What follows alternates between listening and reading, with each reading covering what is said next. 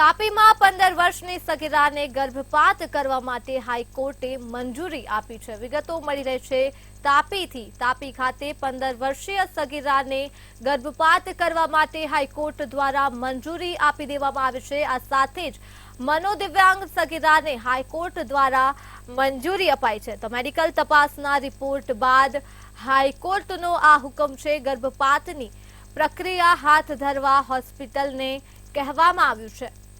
વિગતો તાપીથી મળી રહી છે। 15 વર્ષની સગીરાને ગર્ભપાત માટે હાઈકોર્ટે મંજૂરી આપી દીધી છે। મનોદિવ્યાંગ સગીરાને હાઈકોર્ટ દ્વારા મંજૂરી મળી છે અને મેડિકલ તપાસના રિપોર્ટ બાદ હાઈકોર્ટ દ્વારા હુકમ આપવામાં આવ્યો છે।